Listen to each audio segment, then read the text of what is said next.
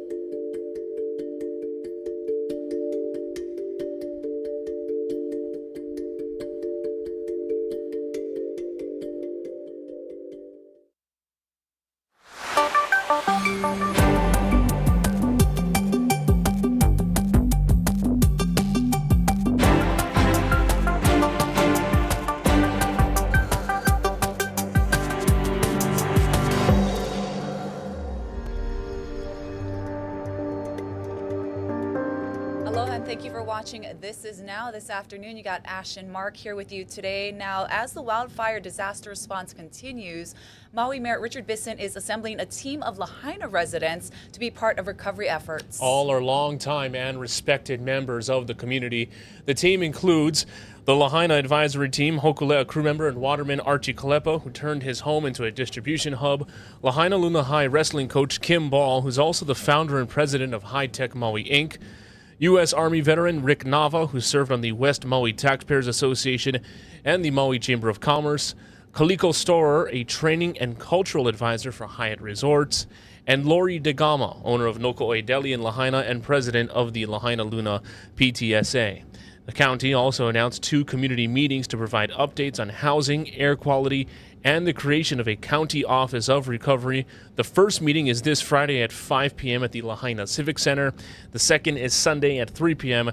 at the Maui Arts and Cultural Center. And in Upcountry Maui tonight at 6 o'clock, a community meeting will be held at the Mayor Hannibal Tavares Community Center in Pukalani. Multiple agencies will be on hand, including the Department of Water Supply, the Department of Environmental Management, FEMA, the U.S. Army Corps of Engineers, and Maui Youth and Family Services. Residents will get an update on the drinking water situation, and there will be help signing people up for aid and employment with FEMA. Now, COVID test kits are also going to be available, and if you can't make the meeting in person, it will be streamed live on Akaku. Meanwhile, Hiko is hit with 2 more lawsuits over the Maui fires, including one from a man who lost his home and all the products for his business. The other lawsuit is from the family of a man killed in the disaster. Jolani Martinez reports.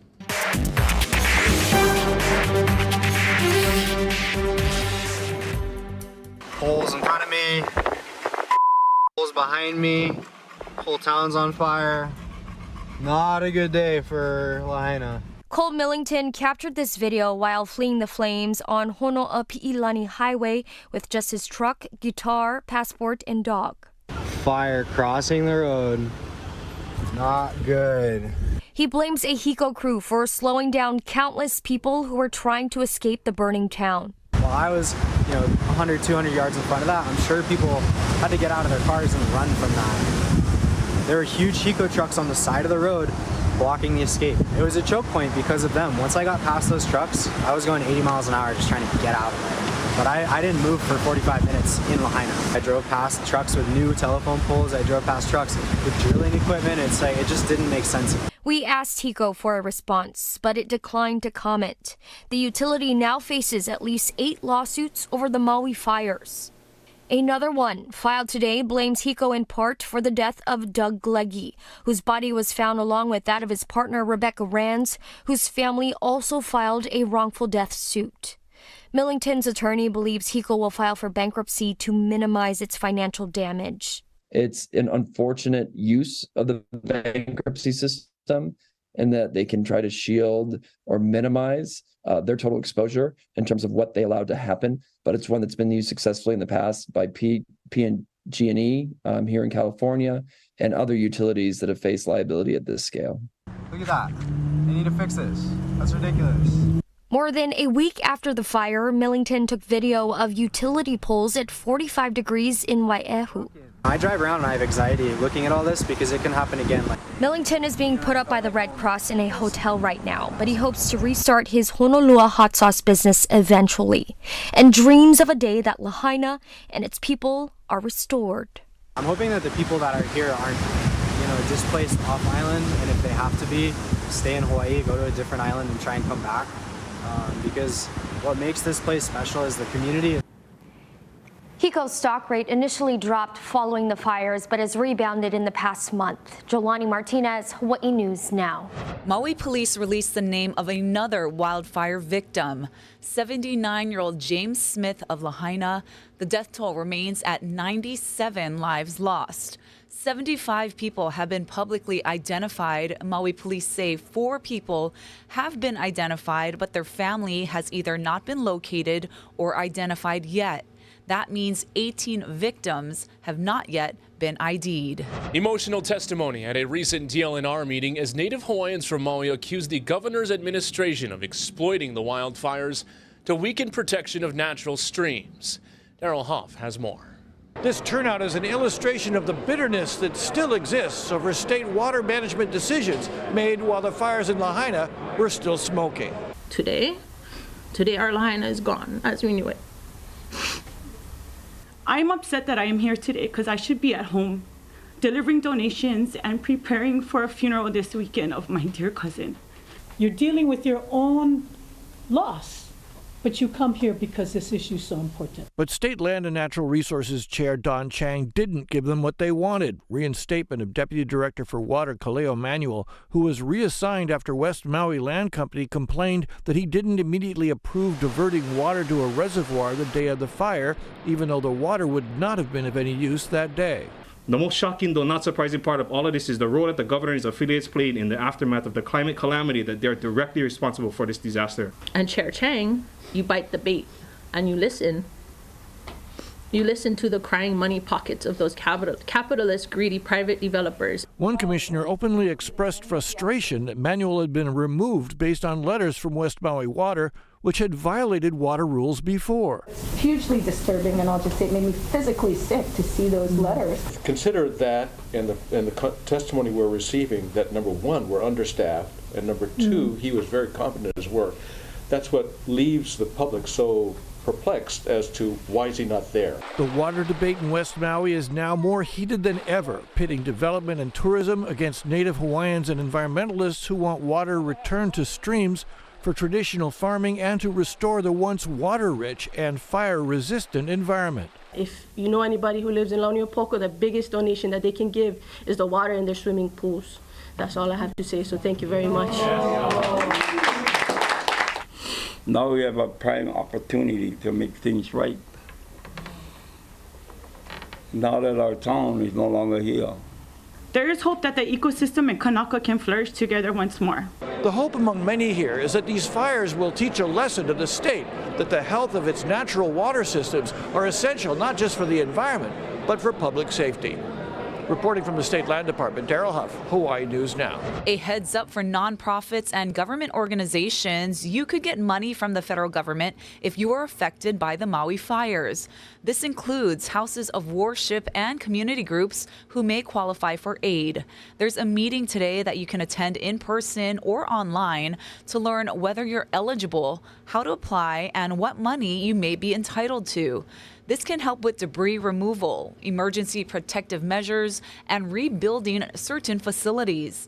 It's from 1 to 3 p.m. at the Maui Economic Opportunity Center in Wailuku and online via Microsoft Teams. New developments in a sex assault civil lawsuit against 2 former St. Louis football stars. The case is now heading to mediation after a judge rejected the settlement deal that Jaden Delora, Kamoi Latu, and the victim agreed to earlier this year. Only Hawaii News Now was there when St. Louis School asked the judge to reject it because the boys now make thousands of dollars each month through NIL deals in college and therefore should pay more. St. Louis attorneys feared the school would be stuck with a bigger financial penalty as the only remaining defendant. Court records show the players admitted responsibility in juvenile court to sexually assaulting the girl while they were still in high school. Plaintiffs in a Red Hill lawsuit claim the Navy destroyed text messages of 2 key leaders who responded to the tainted water crisis. Maui Richardson has the exclusive. The plaintiffs filed a motion today claiming that the Navy destroyed evidence. But in federal court, the motion was about the government wanting to block a doctor's testimony. Army Major Amanda Feit brought her 5-year-old daughter Palmer to watch the Red Hill court hearing after she claims they've battled health problems since drinking the Navy's fuel-tainted tap water in 2021. You know, my family in general is still experiencing neurological, gastrointestinal, skin issues. On the Monday after the Thanksgiving holiday, Captain Eric Spitzer, then commander of Joint Base Pearl Harbor Hickam, emailed military residents. I can tell you at this point, there are no immediate indications that the water is not safe. In court documents, the government says his phone was wiped as part of a change in command around June 2022. They knew the water was contaminated and they told people it was safe, and that was Captain Spitzer, and now we don't have his cell phone records. I don't expect him. Captain James Gordy Meyer was the commander of the Naval Facilities Engineering Systems Command. The government says around spring 2022, his government cell phone was wiped as part of a hard software reset. Quote, the Navy has been unable to recover Captain Meyer's information prior to the reset, but he collected key text messages related to Red Hill. We will be producing those to you. They were around Captain Meyer's office, smelling the fuel. They knew they had an obligation to tell people it wasn't safe. The government wiped these cell phones after this litigation was already on file. It's outrageous. It's the destruction of evidence. Court documents show a text of a fire suppression water line leak at Red Hill. Captain Albert Horniak, who was fired from being in charge of the Red Hill fuel storage facility, texted he was holding on notifying Department of Health until a clearer picture. Later that night, he texts photos of the spill. The government destroyed the cell phone records of 2 of the major players who responded to the Red Hill crisis. The judge will issue a ruling at a later date. As for the trial, it's set for next March. Reporting from federal court, Maui Richardson, Hawaii News Now. Now, this is the first week of the city's major rollout of those new 4G parking meters, and it's also the end of a free parking period in some areas. Casey Lund went out to see how it's going. Aloha from Kauai House Street here in Kaka'ako. Want to talk a little bit about those new meters. Take a look. You can see the new design, and actually the city didn't have to completely rip out the entire infrastructure, the pole and the mechanism that holds the coins. It's really just this top part of the parking meters, so that allows folks to use credit cards, tap and pay, Google Pay, Apple Pay, things like that. It also has some other features, and I want to talk about this. This in the front, and Roger Morton is with us. From the Department of Transportation Services. Tell me a little bit about this feature and how it'll not only improve things for enforcement, but better data collection, I imagine, too. Yeah, that's a sensor so that we can sense, you can see it's angled toward a car spot, and the sensor can sense whether the spot is occupied or unoccupied, and we can do that in real time. And so, yeah, we get much better parking information. We know where there is parking availability. You can actually go online to our Park Smarter app and you can see where there's open spots. But we can also use it to target our enforcement efforts to try to make sure that if there are places that where people are not paying the meters, that we can target our forces to go to those to try to bring up compliance. We measure that. And I think when we talk about enforcement and compliance, people may think that the city's trying to make some revenue here. That's not really the case. It's actually trying to make things better for all parkers, right? Yeah, parking policy in a city like this is designed to take spots in business districts and to promote turnover for the businesses. So we have a 2-hour parking limit. And we do that not because we're trying to raise revenue, but because we want to make sure that the parking spots are available for local businesses and aren't being consumed by people that are parking there all day long. What is the bigger picture here when we're talking about even the bus line, these new parking meters? It's a little bit about bringing the city into the next phase of transportation. As we really do want to, we are proud that these are state-of-the-art meters. Our Holo card system for transit is a state-of-the-art transit payment system. And we want to make sure that as we go forward as a city that we take advantage of all of the new technologies to make life easier for everybody. Very good. Roger Morton with us, the Director of DTS for the city and county. A reminder that you could also download the Park Smarter app at www.parksmarter.com. We have that link at hawaiinewsnow.com as well. For now, we send things back to you. Well, in the past year and a half, the Federal Reserve has increased interest rates to the highest level in 22 years. Now, the Fed is trying a new strategy. Skylar Henry explains from the White House. Federal Reserve Chairman Jerome Powell says it's time to put a pause on interest rate hikes. Given how far we have come, we are in a position to proceed carefully as we assess the incoming data and the evolving outlook and risks. The Fed's decision comes as inflation is cooling. The current rate is at 3.7%, way down from last summer's peak. CBS News business analyst Jill Schlesinger says the Fed's target is inflation at just 2%. At 3.7% annualized to 2% is actually a giant step.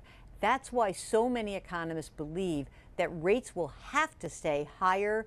Continuous high interest rates have made it difficult for Americans looking to borrow money. Mortgage rates are now more than 7% compared to just under 3% 2 years ago. Credit cards are at a record high and nearing 21%. And the average rate for a new car loan is 7.4%, the highest level since 2008. But the latest pause in rate hikes may be temporary. Powell signaled another boost could happen this fall if needed. Restoring price stability is essential to set the stage for achieving maximum employment and stable prices over the longer run. One concern for the Fed is gas prices, which are up about 20 cents a gallon in the past year. Bank rates, Greg McBride. The risk is that if oil and gas prices stay high, that can ripple out into the costs of other goods and services and undermine some of the progress that we've seen on inflation so far.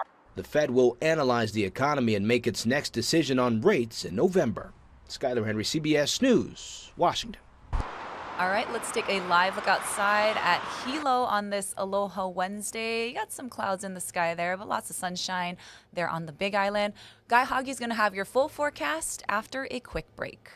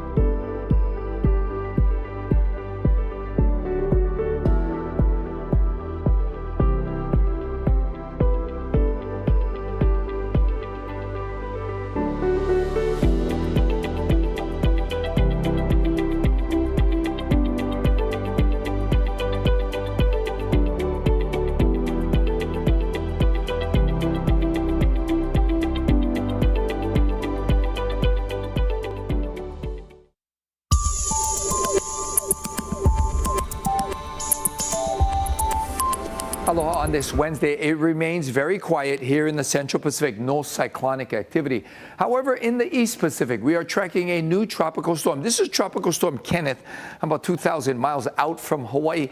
It will not pose a threat to us. In fact, it's going to live and die out over the ocean. We're not even expecting any impacts from that system.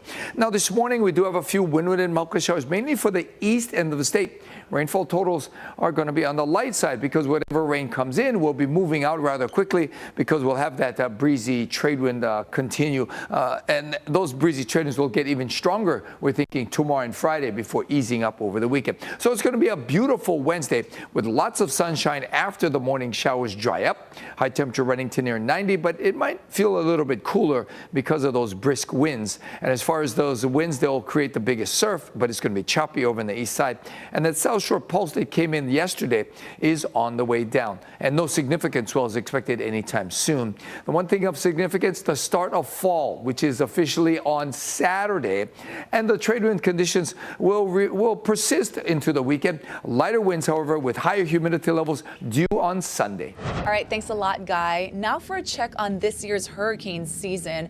Dylan sat down with meteorologist Drew Davis to see what we can expect in the months ahead.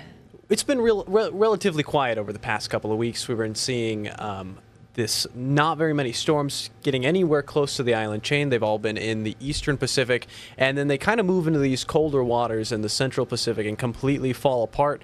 However, it only takes one storm to make it a bad hurricane season. We're about 10 days after the peak of hurricane season, which happens every year on September 10th in both the Atlantic and the Eastern Pacific. And so it's just a good practice to keep an eye on the tropics. Right now, we do have Tropical Storm Kenneth out there. You can see the tropical storm outlook. This is from the National Hurricane Center. It was last measured with 45-mile-per-hour winds, and it's going to move westward and then take a sharp north turn into much colder waters in the central eastern Pacific. This is the same pattern we've been seeing throughout the entire season so far, Dylan. Yeah, and that's one thing I wanted to ask you about is the water temperatures. I thought we were going into El Nino season? Yeah, we are going into an El Nino. The thing is, El Nino, all of the waters in the eastern Pacific, they're above average. They're just not at the level for hurricane development. Usually you need around 80-degree temperatures in the ocean or ocean surface temperatures for hurricane development to really spike up in activity. We have several maps that we're looking at. Usually in our forecast, we'll show you like a red, a blue, what kind of colors you're seeing out there. If you're seeing red, the water is above normal, and if it's not technically at that 80-degree level, it really isn't providing enough energy to the storms. We are going into an El Nino. The Eastern Pacific is warming up very, very fast. The Climate Prediction Center has forecasted a 95% chance that we have El Nino throughout, I believe, the winter of 2024. And there are several forecasters saying this is going to be an above average El Nino. Essentially, that just means that the conditions for a strong hurricane season is present. One of the most intense hurricanes to ever barrel through the state, Hurricane Iniki, happened on September 11th. So even though the first half of the season has fairly been quiet, it can still happen later this year, right? Yeah, absolutely. We're just after the peak. We're going to start seeing a downtrend in activity over the next couple of months. But still, we're still seeing activity. We're still seeing those storms form like we're seeing with Tropical Storm Kenneth out there. It's just not going to be impacting anyone. It's not going to be impacting Hawaii, the West Coast, Mexico. It is going to fall apart and maybe provide some moisture to the West Coast. But other than that, it is just we're just keeping eyes on the tropics to see if there's a storm that forms that could steer our way. Yeah. Well, Drew Davis, keeping an eye on the radars and our First Alert weather team. Thank you so much, Drew, for joining us. Of course. Well, if you're looking for a job, Amazon is hiring 250,000 employees for the holiday season. The company announced it's hiring full-time, part-time, and seasonal positions for fulfillment center and transportation roles across the nation. Hourly wages range between $17 and $28, and the company is offering signing bonuses worth $1,000 to $3,000 in some locations. Amazon is also bumping the average hourly pay for warehouse and delivery workers. Retail giant Target also hiring for the holidays. They're looking to fill roles including store attendants, general merchandising experts, and style consultants. A University of Hawaii astronomer is helping lead the charge in enhancing a new space telescope to search for exoplanets.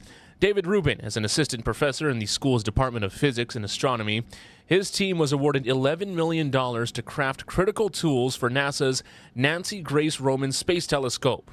The scope is built to search for planets and explore the mysteries of dark energy and dark matter. It's set to deploy in 2027. All right, it's time for some good news. We're going to take you to the garden aisle where it's a big day for students at my alma mater, Kauai High School. That's right, the Red Raiders celebrating their new athletic facility. Dylan takes us to the festivities. Aloha, I'm Dylan Ancheta here in the brand new gymnasium of Kauai High School.